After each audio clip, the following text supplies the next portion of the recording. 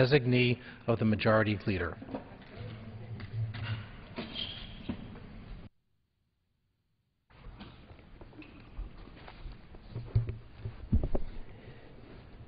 Thank you, Mr. Speaker. There we go. Mr. Speaker, we have got a lot of hard work to do in the next about 3 months around this place. But I want to talk tonight about a process that we have brought upon ourselves, and now we are faced with what I think could be one of the greatest catastrophes in modern history of the United States, and that is almost the complete destruction of our military through a process called sequester. We use a lot of big words around this House. That's one that half the people in this room and that sit in this room on a daily basis don't even know what it means, to be honest with you, but they know what the process does. And it's across-the-board cuts across every level of government. But the reality of these cuts is that, at least in the current makeup of our government, with so much of our expenses in this government being mandatory spending and what we call entitlements, the lion's share automatically falls upon the military, the Defense Department. But even more critical to this particular agreement, which was made at the earlier part of this year when we had one of our many shut down the government risks that has come upon this body in the last couple of years. The White House, with the President, the Majority Leader of the Senate, and the Speaker of the House met to discuss how to keep from having a shutdown of the government and how to have to raise the debt ceiling so we could continue to operate this government. And with everyone recognizing that there was a looming crisis of spending more than we make for as long as we can remember, quite honestly, and therefore we are now in a problem of debt which is drowning this nation, and the members of this body wanting to address that. The discussion was about how we would do it, and they came up with a concept of a super committee. Most of you that keep up with current events know that we formed a super committee whose purpose was to go and to come up with the cuts from the appropriate parts of this government so that we would reduce the spending over $1 trillion, and thus we would start ourselves down the road to fiscal responsibility.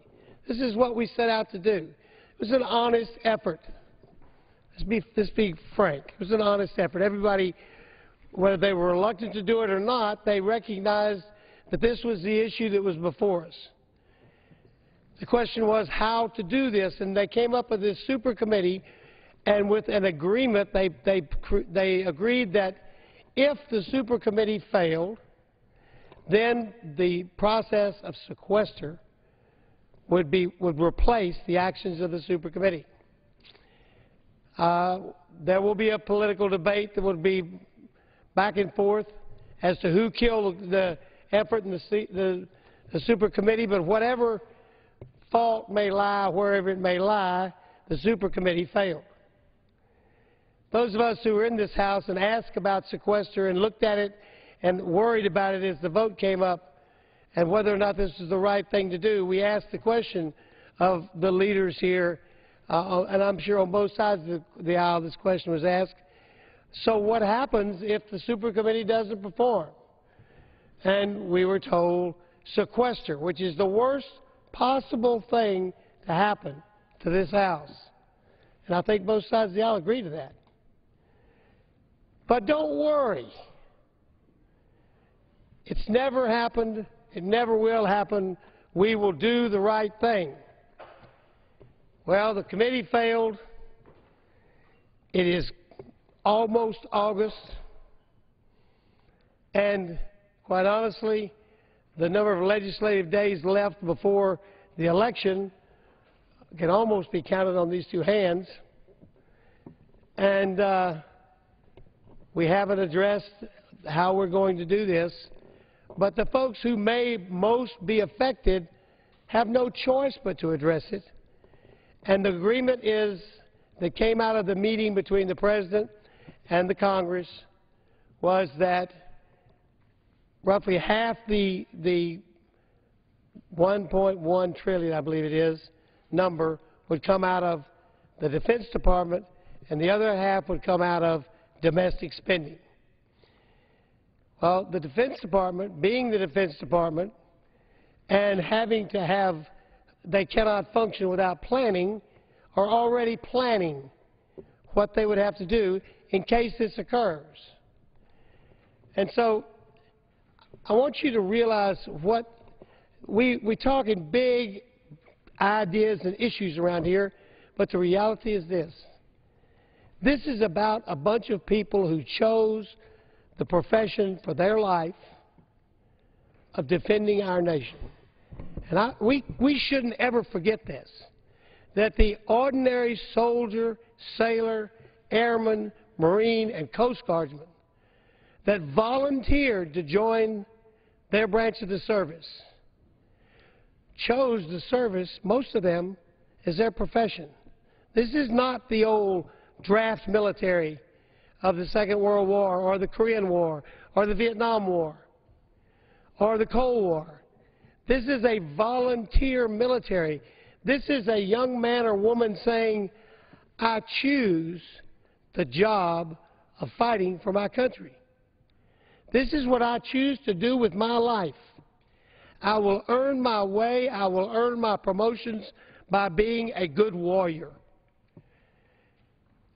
My wife and I, when we first learned that we were going to have the honor of representing what we call the Great Place, Fort Hood, in Texas, we wanted to meet with soldiers, and the place we could find them to meet with us around the Thanksgiving time was in Korea. And we went and met with Fort Hood soldiers in Korea. Most of them were from Texas at our table where they're talking to us.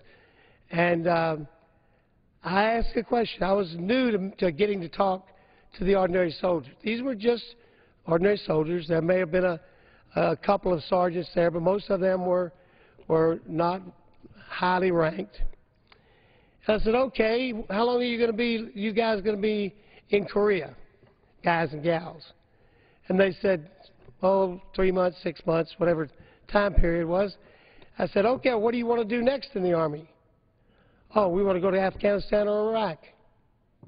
This is back in '04. From someone who comes of my age, who comes from the memory of the draft Army, that was a shocking answer. We want to go from this place in Korea to the place where the war is. And we would like to go directly there. 19-year-old kids like my son coaches in football and baseball back home, kids that could have been the same kids that played on the team the year before, were sitting there at the table telling us, we want to go to war. And I said, I'm kind of taken back by that answer. It was unanimous, by the way. 8 people around the table, all unanimous. We want to go to war. And then this young tow-headed 19-year-old soldier said, sir, that's what we are. We're trained warriors. That's what we do for a living. We fight wars. And we want to go where our country needs us. We want to go to war. Not because we like war, because we are professional soldiers. We do this for a living. This is a mindset that goes back in history a long ways. Some of the greatest armies in the world had that mindset, that this was the job we chose for our life. Now, because we have been not willing to live within a budget in the United States, and we're all at fault, every one of us, but the people in this house, both sides of the aisle, we're all at fault. We spend more than we make, and we wonder why in the world it doesn't work. How many people sit at home looking at their household budget and say, my gosh, we're spending more than we make? No wonder it doesn't work. Well, that's like the law of gravity. It's a natural thing. You can't spend more than you make and not ultimately be in trouble, even when you can take it out of other people's pocket like the government. So now we are faced with a crisis, and we're talking about a solution on that crisis that's going to fall on the back of that 19-year-old kid that talked to me in Korea. Because his goal in life was to rise in the ranks by being a good soldier. And as a good soldier, his job, if he did a good job, he would be promoted, and he would rise in the ranks. And maybe in his heart, his goal was to someday be a command sergeant major of one of the commands in the Army, kind of the pinnacle of a career of the ordinary soldier. And because we spend too much and can't agree on how to cut it, so we're going to have to go to automatic cuts, that young man's job is at risk. Now, the President says he is going to protect the jobs of the soldiers. And I hope what he means is he's not going to fire anybody. Although one of the papers that I was reading an article in, it said he's not going to cut the pay of the soldiers. I happen to be blessed with one of the things that I'm very proud of in this body is I am a co-chair of the Army Caucus here in the Congress. And I've heard the generals talk about what sequester means to the Army. And it means cuts of 100,000 to 180,000 soldiers. That means that kid that I talked to in Korea, who's probably now done 3 tours in Afghanistan or Iraq, he's now done a good job, fought for his country, performed in an excellent manner, has been promoted.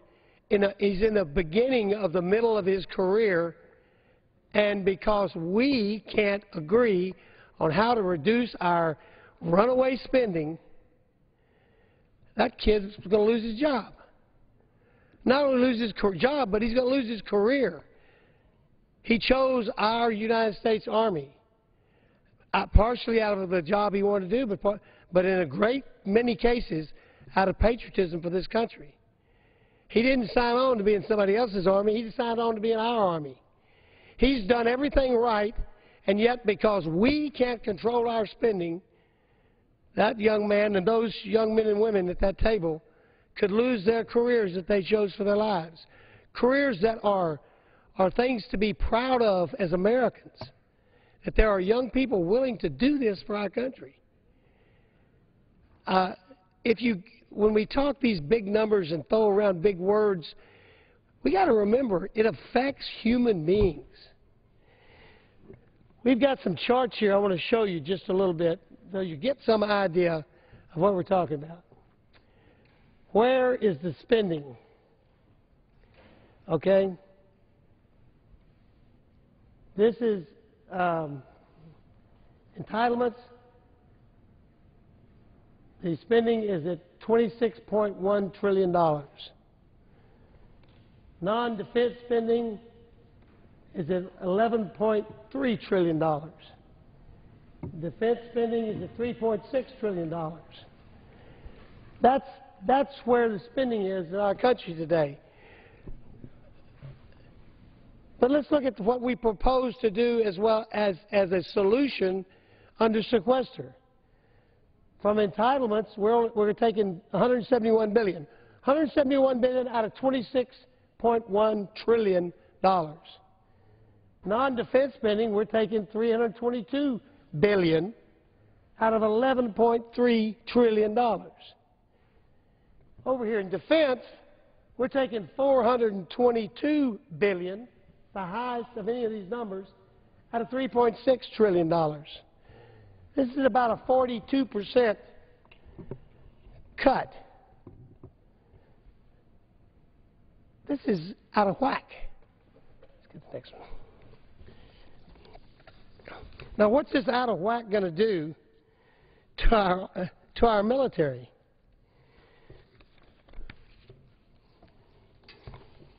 Let's start off with, what are we talking about right now in the country? We're talking about our economy. We're talking about getting ourselves out of this slump we're in and putting Americans back to work. Is anybody think it's a good idea to create a program that loses American jobs? To me, I just can't fathom it. But according to CNN, 1 million jobs will be lost under sequester. That's not military jobs. That's the people who provide goods and services either directly for the military or sell it to the military. And here's something else that's pretty frightening. As we look down the road at this sequester program, the law under the Congress, that's been created by the Congress, signed into the law, says if we anticipate the loss in an industry of jobs based upon the actions of this body, they have to pass out pink slips 60 days before that might happen, and in some cases 90 days. Well, the drop-dead date on sequester is the 2nd of January of next year. So if we do nothing, by the 2nd of January, we're going to have these cross-the-board cuts. We're going to have 1 million people get pink slips in either October or November. Now, how is that going to rise the enthusiasm for growing our economy in America? It's absolutely as destructive as it can be. We have a responsibility to try to do something about this. And we can't keep kicking cans down the road in this body. If we do, one of these days we're going to have to get a broken foot. And already there seems to be a brick in the can. So this is serious stuff. We've got real people's lives being affected in the military. We've got real people's jobs being affected in the defense industry. These are people that go to work just like everybody else in this country. Somehow we hear the word defense industry and we assume some kind of fat cats. Go over to one of the defense industries and see the machinists and the guys that do all kinds of jobs, that create these great instruments that are instruments of war that we use for our military, and also instruments of peace. All these things are at risk, and the people who do those jobs are at risk right now as the direction is sequester. I say I'm joined by my friend Mr. Bishop from Utah. Would you like to jump in here and let's talk a little bit about this? You're on the Armed Services Committee, I believe, and so I'll yield you whatever. We got 20-something minutes to start, and so we're down to what? The gentleman has 10 minutes remaining. We got 10 minutes left, so want to tell us your view from the committee. Well, I appreciate the gentleman from Texas taking up this particular issue. I promise you, you'll get a few minutes to finish this one up here as well. Can I start just by moving off where we are for just 1 second and going back to my real love, which is still baseball. If you recall, back in 1962, they created the amazing New York Mets, a team that set the standard for an aptitude in professional sports. Anyone who wants to seek that, to follow that law, now has a perfect standard by which to judge your effectiveness in becoming bad. The New York Mets in 1962 lost 120 out of 162 games. That's the standard by which people now adjust themselves. And it's amazing to think of how the leadership of the New York Mets could cobble together a team of athletes so inept in trying to work together as a particular team, leaving such luminary names as Jay Hook and Ken McKenzie and Choo-Choo Coleman and Hobie Landreth there together. Probably the best of all those names was Marvelous Marv Throneberry, big first baseman who I think in his third year with the Mets actually hit a triple, which is amazing considering he's not really one of those fast runners. But as he was rounding the bases going to third, he missed second base, which was spotted by the opposing team, so they just waited till play was back in, called for the ball, stepped on second base, and he was out. Well, obviously Casey Stengel went running out there to complain about this and argued the case up and down and lost, and Thornberry was out. As he went back to the dugout, he passed the first base coach, Cookie Lavagetto, and said, "Why weren't you out there at least arguing with me?" And Cookie looked at him and said, "Because he missed first base too," and that was the end of the discussion. Now, eventually, the management was able to take the amazing 62 Mets and turn them into the miracle 69 Mets that were the world champion. But the administration of the Mets had to do some fancy work to do that. We are in a situation we have right now where we have an administration in this country that is doing that same kind of work that the Mets leadership did, except in reverse. We're going from the 69 Mets back to the 62 Mets. An administration that took over the best defense, the best military in the world, and is bit by bit pulling it down to the form of mediocrity, even to the level of the 62 amazing New York Mets. Now, we have faced three potential cuts to the military. First one, the then Secretary of Defense, Gates, said, if you go beyond this first $600 billion cut, it could have devastating effects. This administration took a second cut beyond it, and now what the gentleman from Texas is talking about is a potential of a third cut to the military. And what has been the net effect of this administration's efforts on behalf of defense altogether? Well, for the first time, there are 50 major defense programs that have been canceled. This is the first time there is not a single aircraft modernization going on in this country. And if you consider the fact that modernization takes between 10 and 20 years to effect, that means regardless of what happens in November, this country is without a new modernization program for our aircraft for at least 2 decades after President Obama leaves the White House. We were spending 4% of our GDP on military before this president came in. We're now down to 2.5%. That's the percent we have been complaining about our allies in Europe spending. And that compares to 6% under Reagan, 10% under Kennedy, 12% in Korea, 25 or 35% during World War II. We have platforms in our military that are over 25 years of age and not getting any younger. We have the smallest Army since World War II. We have the smallest Navy since World War I. In World War II, we had over 6,000 ships. Today, we have 280. We will have the smallest Air Force ever. Several years ago, 2 of our F-15Cs literally broke in flight, and 2 F-18s caught fire while on the aircraft carrier.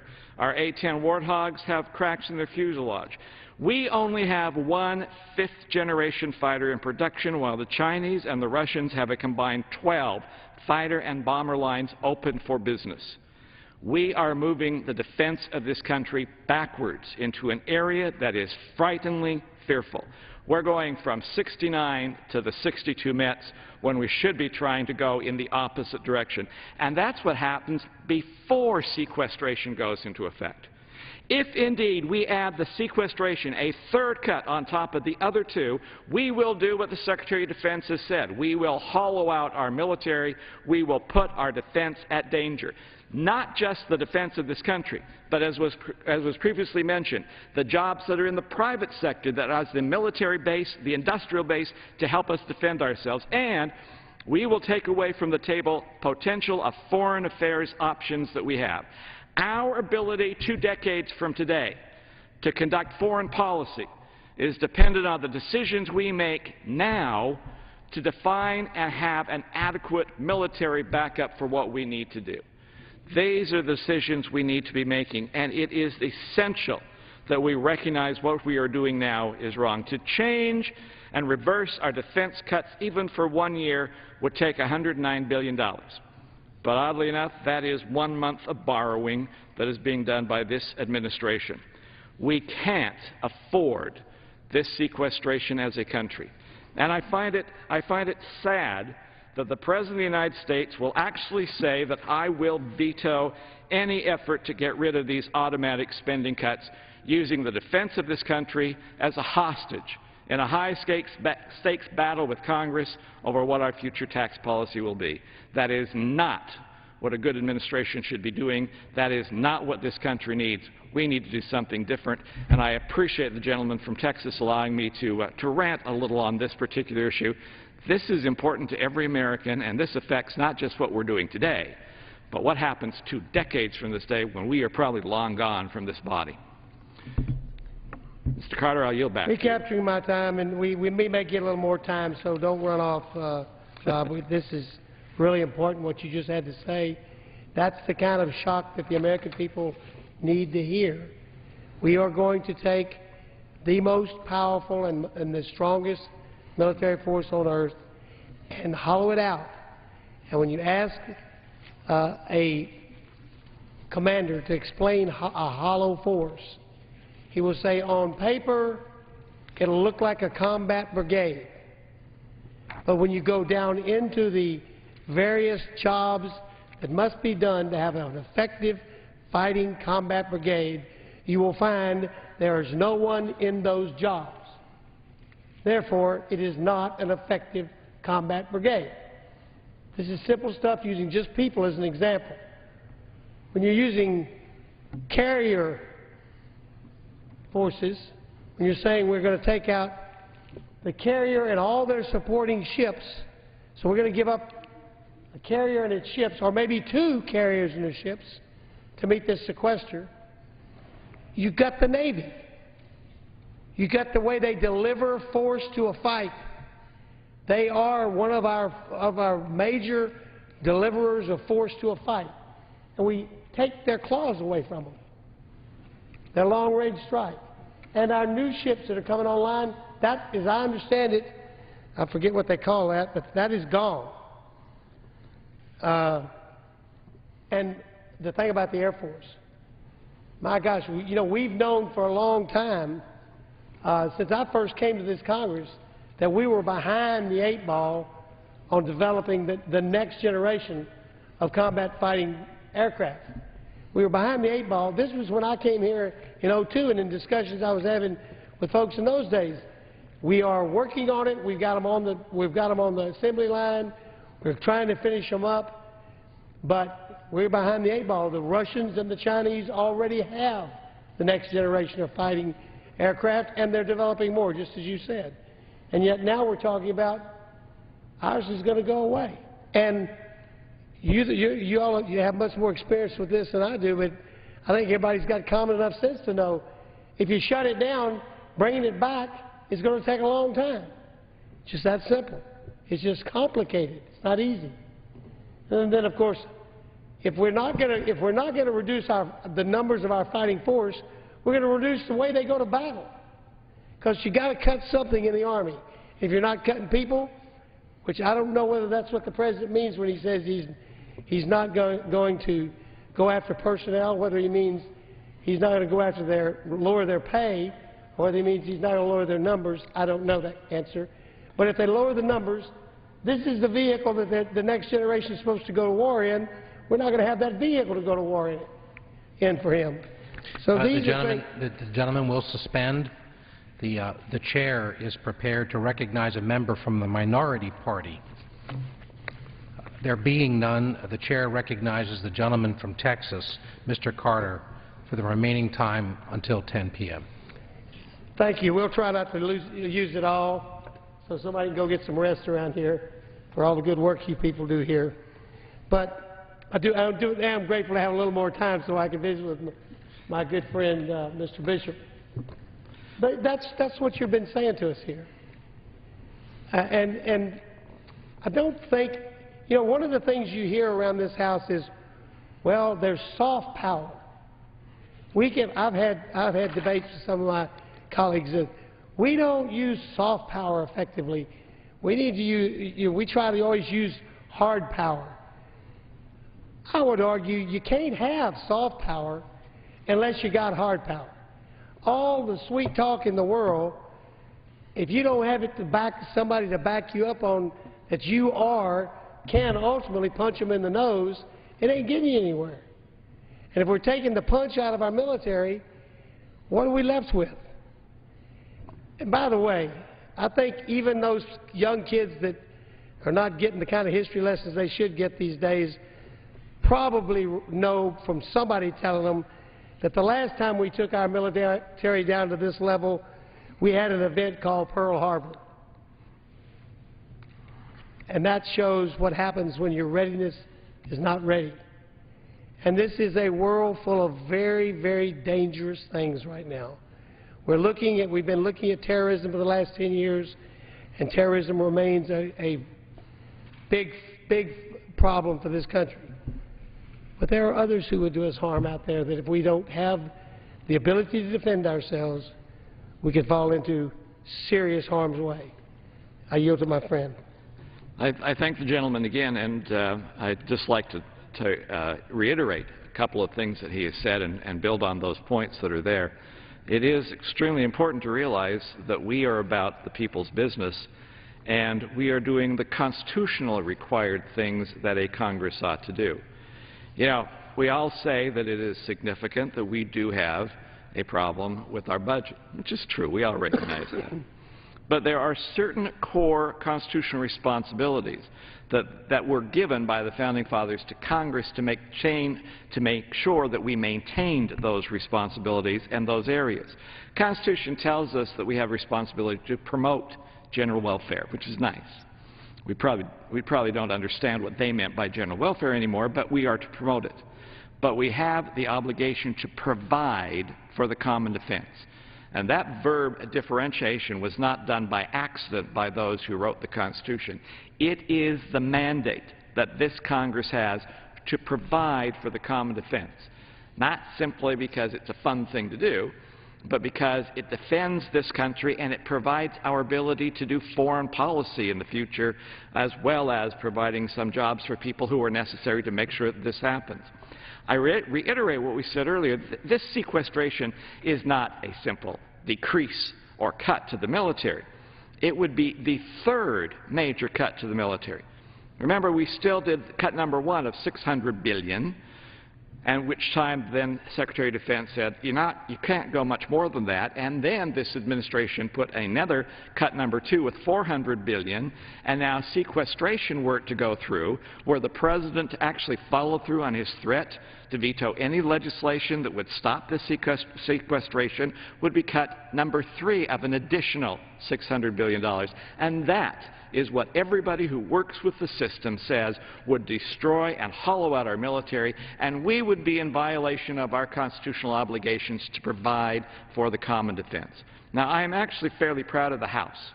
We have, on several occasions, sent legislation over to the Senate that would stop this process and make sure that this core constitutional responsibility we have does not actually go into effect. That this core constitutional responsibility we have is actually fulfilled by Congress, and we do not let this cut number three, sequestration, go into effect. Right now they are sitting on Senator Reid's desk. He needs to take up the responsibility of putting those to a vote and passing that legislation and putting this on the desk of a president who needs to take up his responsibility as commander-in-chief and pass those bills and make sure that these devastating cuts, which, as the gentleman from Texas quite correctly said, would hollow out our military, would be devastating to our military posture, not just for today, but for the next decades to come. Make sure that those do not go into effect and those are properly signed by the President and properly passed by this House, by Congress. The House has done our share. The House has done our responsibility. I need to call upon the Senate now to pick up the mantle and do their part of this effort to make sure that we defend this country as we ought to. I thank the gentleman for pointing that out and reclaiming my time. That is exactly. We've already done work to show the direction we can go to head off this absolute disaster for our national defense. It is in the hands of the Democrat-controlled Senate. It is in the hands of the majority leader in the Senate. And it's time for him to put the partisan politics aside and fund our military and make the cuts across other areas. Let's keep to our word to make cuts. Let's don't break that word. But let's don't destroy the military and violate the Constitution, which we are supposed to provide for the common defense of this country. And you know, sometimes we get kind of provincial in this country. So just for the fun of it, let's talk a little bit about all those jobs. Who's going to lose those jobs? Potential job losses across the board. California, 125,800. Virginia, 122,800. Texas, 91,600. Florida, 39,200. Put it up here. That's it. Thank you. Thank you. That's great. Thank you. I forgot we had that chart.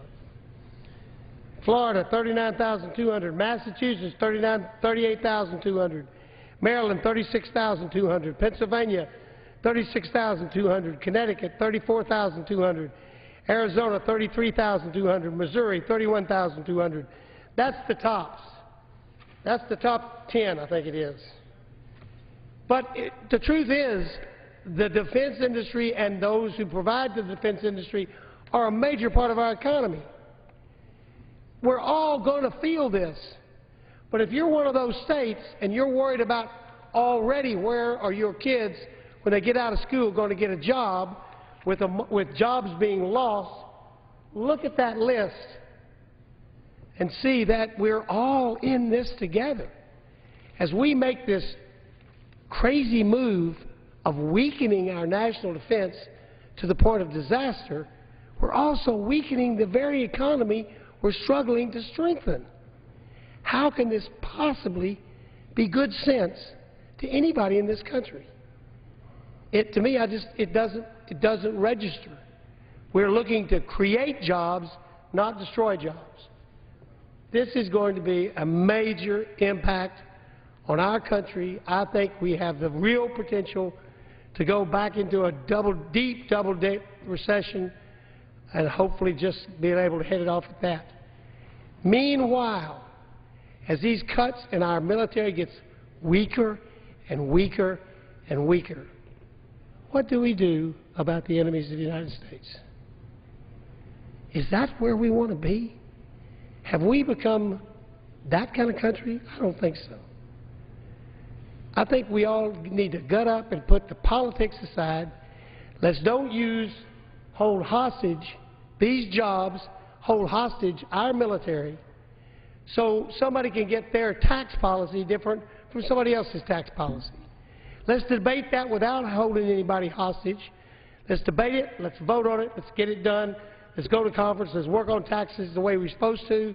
But let's don't hold anybody hostage with threatening to destroy our military and get half the country laid off because we want it our way. And I would argue that that's exactly what Harry Reid is doing right now in the Senate. And I think that is something we need to stand up and shout on behalf of those warriors who go to war for us, and who, by the way, have gone to war for us multiple times in the last decade. Put this up, and this is exactly what Congressman Bishop was talking about. We have a solution that has been sent over there, H.R. 5652. Replaces $78 billion in defense cuts with $316 billion in cuts over 10 years, and the cuts come from across the board: agriculture, energy and commerce, financial services, judiciary, oversight and government reform, ways and means, instead of all out of the Defense Department. And the committee chairman of the committees in the House did the work, held the hearings, and came up with these solutions. This is how this place is supposed to work. Now, why can't we let it work? Why do we have to play political games that hold the greatest defense in the world hostage? It's a crime. It's absolutely a crime, not only to our institutions of the military, but to our individuals in the military who gave us 10 years of war and did it voluntarily. Not one of them was drafted into the fight. They all marched to war voluntarily. And some of them suffered horrendously on behalf of this country. And they got promoted, and they were rising in the military, and with one fell swoop, because we refused to do it the right way. And the Senate wants to hold tax policy before the goodness of the Defense Department. These guys are going to lose their jobs. And those people aren't in those unemployment figures. These are industry figures we're talking about. But what about the guy that fought for you for 10 years, and you've thrown him out of a job when he's been promoted? He may be a staff sergeant for all I know. That kid that I met in Korea almost 10 years ago. And yet, you know what? We're going to fire the kid, even though he has been a good soldier. And what are you going to do with him? He's got to find a new job, a new career, and he chose defending his country as his career. And if through no fault of his own, but through the political will of the Senate, at least the majority in the Senate, he gets his job taken away from him and he's out on the unemployment line. Something bad wrong with this whole picture. I'm not going to take all the rest of the time, Mr. Bishop. If you have, I'll yield back to you if you have anything you'd like to say in conclusion, and then I'll wrap it up. But I'm really grateful for you coming down here because your insight coming from the committee and hearing this day in and day out. I know you all have held numerous hearings on every issue, and I really appreciate you coming and sharing that with us. I'm just grateful to the gentleman from Texas for actually broaching this issue. Jobs are important, but it's not just jobs for the sake of creating a job. This is a job that is essential for the defense of this country. This is our constitutional responsibility, and we need to take that seriously. Sequestration is basically, as you said, I think at the very beginning, it's not what was planned here. It just kind of happened. It was a failed policy that happened. Now is the time to actually become adults about this and recognize sequestration will not only destroy jobs, but it will destroy the defense of this country, and our responsibility is to make sure we defend this country and give every capability that when we send somebody into harm's way, they have the equipment that is necessary to make sure they come back successfully. We don't want a fair fight. We want America to have the best of equipment, and that flat out won't happen if we go through this big cut number 3 that we call sequestration. I thank the gentleman for allowing me to say something about this important issue, and I thank you for bringing it to the attention of the American people, sir. And I think a good point that you've clearly made, sequestration should be a definition of the failure of us to meet our constitutional responsibility. And it just can't happen. So I want to end by encouraging both sides of the aisle and all my colleagues in this House, let's get this deal done. Don't gut our military. Let's come up with other solutions. And for goodness sakes, let's don't sell out the people who've gone to war for us for the last 10 years. Mr. Speaker, I'll yield back the balance of my time. The gentleman yields back. Do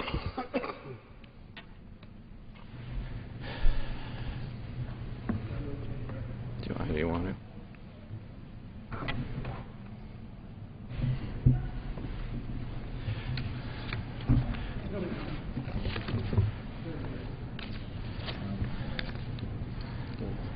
Hey, through? Utah have a motion. The gentleman from Utah have a motion. Does the gentleman from Utah have a motion? Mr. Speaker, I move the House do now adjourn. The question is on the motion to adjourn. Those in favor say